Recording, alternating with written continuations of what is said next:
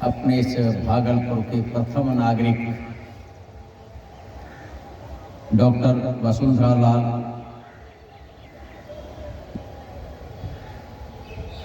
और अपने इस आज के कार्यक्रम की अध्यक्षता कर रहे श्री मधुसूदन झा जी, प्रांत के सचिव श्रीमान प्रदीप जी, अन्य आगंतुक कार्यकर्ता बंधु, प्रधानाचार्य, आचार्य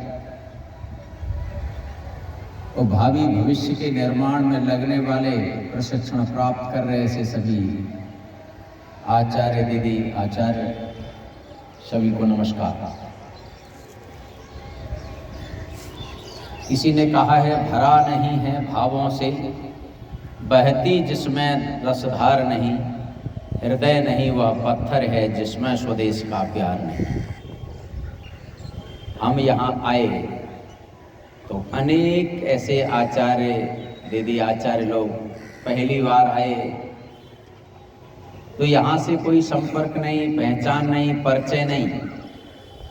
आने के बाद समरस हुए, धीरे धीरे समरस यहाँ तक हो गए कि अब एक दूसरे से परिचय संपर्क बहुत अधिक हो गया। और आए तो गर्मी तो स्वाभाविक, और गर्मी के कारण से साधना अपनी शुरू हुई तो तपस्या शुरू हो गई। और तपस्या में भी सामूहिक जीवन जीना और ज्यादा कठिन है। व्यक्तिगत अकेले रहो तो अपना कमरे में हम कैसे पड़े हैं, बैठे हैं, उठे हैं, लेकिन सामूहिक जीवन जीना है तो सबके साथ चलना है, सबके साथ बैठना है, सबके साथ खाना है, सबके साथ रहना है। मैदान पे आ गए तो सबके साथ कदम मिला करके चलना है। सामूहिक जीवन जीने के कारण से सबका हाथ मिलना चाहिए, सबका एक साथ प्रति होनी चाहिए, ये हमने यहाँ सीखा है।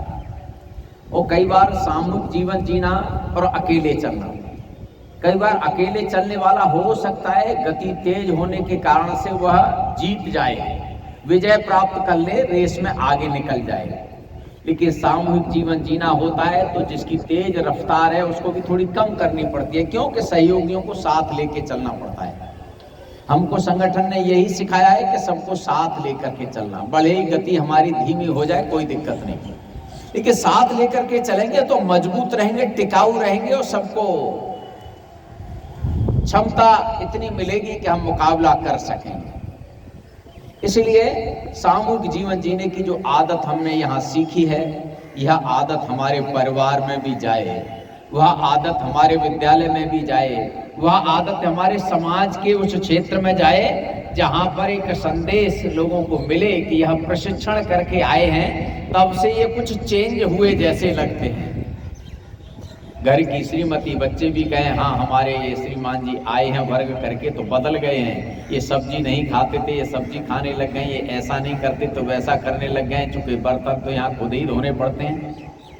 तो स्वाभाविक है सीख गए। बहनें भी आई हैं तो उनके घर वाले श्रीमान जी भी कहें हाँ जब वहाँ जाने के बाद कुछ बदलाव आ गया है, अपना काम तो करना ही है लेकिन सहभागिता हर काम में निभाना है।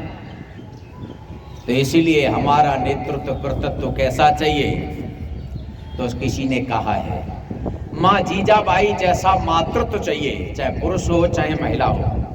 माँ जीजाबाई जैसा मातृत्व चाहिए। माँ जीजाबाई ने जैसे शिवाजी को गढ़ा, माता एक पुत्र को किस तरह के गढ़ती है, किस तरह का बनाना चाहती है, वो माँ जीजाबाई ने शिवाजी को बना करके दिखाया। इसीलिए माँ जीजाबाई जैसा मातृत्व चाहिए।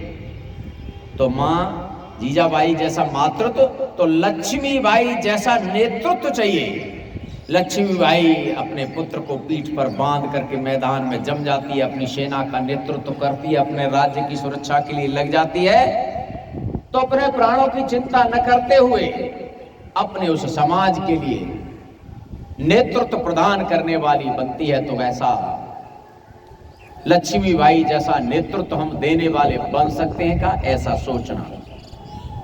तो देवी अहिल्याबाई जैसा कृतित्व, अहिल्या का जैसा कृतित्व, वो राज करना तो कैसा करना, किस एक सामान्य वर्ग से नीचे से उठ करके आना और फिर कर्तृत्व का पालन करना। और कर्तृत्व का पालन करते हुए ऐसी स्थिति आती है कि राज करते समय निर्णय लेना तो अपना पराया नहीं देखना, माने जो कर्तव्य है वो करना, वो करके दिखाया। भले ही अपने पुत्र को भी उन्होंने सजा देने की बात आई तो चूके नहीं। ऐसा कर्तव्य चाहिए, भेदभाव किसी के साथ नहीं। ऐसा देवी अहिल्याबाई जैसा कर्तृत्व और भगिनी निवेदिता जैसी भारत भक्ति, अपने देश के प्रति अगर भक्ति भावना आ गई तो फिर चाहे कुछ भी हो जाए कि भारत के प्रति अटूट भक्ति चाहिए। भारत भक्ति तो हमारे सभी आचार्यों के अंदर वह भारत भक्ति का भाव, वो राष्ट्र भक्ति का भाव, तन समर्पित मन समर्पित और यह जीवन समर्पित, चाहता हूं देश की धरती तुझे कुछ और भी दूं, ऐसी भारत भक्ति अपना सीखना है तो देवी अहिल्याबाई होलकर से सीखने की आवश्यकता है। और नेतृत्व माने भारत भक्ति भगिनी निवेदिता से सीखने का, तो अगर सीखना है तो भक्ति भाव मीरा से, मीरा जैसी भक्ति, कृष्ण के दीवानी हो गई, जहर का प्याला आया तो पी गई। लेकिन कैसी भक्ति, उस भक्ति में कोई फिर ऊंच नीच नहीं, कोई देखना नहीं कि लोक लाज क्या कहेगी, समाज क्या कहेगा। भगवान की भक्ति कहते हैं ना, जात पात पूछे नहीं कोई, हरि को भजे सो हरि का होई। उस प्रकार की भक्ति भाव मीरा के अंदर देखने को मिलता है, तो वह भाव हमारे अंदर भी आ सकता है क्या। त्याग की प्रतिमूर्ति देखनी है तो पन्ना अध्याय जैसा त्याग, अपने राज्य का नेतृत्व तो आगे कौन करे, तो अपने पुत्र को भी बलिदान देने की स्थिति आ गई और जरा भी उफ नहीं किया, अपने बेटे को उस राज सिंहासन के पलंग पर सिला करके, और वह माने अपने पुत्र को त्याग दिया। ऐसा पन्ना अध्याय जैसा त्याग हमारे जीवन में कैसे आ सकता है। इस प्रकार का अगर भाव अगर हम सोच करके चलेंगे तो निश्चित रूप से इस प्रकार की भाव भावनाएं हमारे को आगे बढ़ाती हैं। उसमें से ही हमारे मन में बहुत सारी बातें निकल करके आती हैं। इस प्रकार का अगर विचार रहता है तो उसमें से एक सामूहिक जीवन जीते हैं और उसमें से ऐसे बहुत सारे विषय निकल करके आते हैं। कहा है शिक्षा का संस्कृति से नाता, जय जननी जय भारत माता। तो हमारा शिक्षा का संस्कृति के साथ नाता, बिहार की भूमि संस्कृतिमय है, संस्कारमय है, त्योहारों पर्वों का क्षेत्र है यह। तो यहाँ से वह संस्कृति जो अपना ही देश नहीं तो विदेशों को भी एक दिशा देने का काम करती है। यहाँ का छठ पर्व पवित्रता का त्योहार है, पर्व है, वो समाज जीवन के प्रत्येक क्षेत्र में एक दिशा देने का काम करता है। अब विदेशों में भी छठ पर्व मनाया जाता, मन पवित्रता का प्रतीक है। वह पवित्रता का प्रतीक हमारे जीवन में सदैव बना रहे, ऐसा भाव अपने मन के अंदर लेकर के चलेंगे तो निश्चित रूप से हम इस देश को विश्व के सिंहासन पर विराजमान करने की स्थिति में आएंगे और भारत माता विश्व के सिंहासन पर विराजमान होकर के दुनिया का मार्गदर्शन करेगी और वसुधैव कुटुंबकम का मार्गदर्शन देगी, सर्वे शब्द सुखनय का मार्गदर्शन करेगी और विश्व का कल्याण करने की बात ये भारतीय संस्कृति ही कहती है, कोई नहीं कहता। गांव के अंदर कोई भी छोटा भी पंडित जी अगर कथा करा रहे होंगे तो कहते हैं धर्म की जय हो, अधर्म का नाश हो, विश्व का कल्याण हो। इस प्रकार की सोच भारत के अंदर ही हो सकती है, किसी दूसरे देश के अंदर सुनने को नहीं मिलेगी। तो इस प्रकार का भाव विद्या भारती, क्योंकि भारतीय ज्ञान परंपरा आधारित शिक्षा देने का काम करती है और राष्ट्रीय शिक्षा नीति के अंदर भी भारतीय ज्ञान परंपरा आधारित शिक्षा देने का काम इस केंद्र की वर्तमान सरकार ने और स्वीकार किया।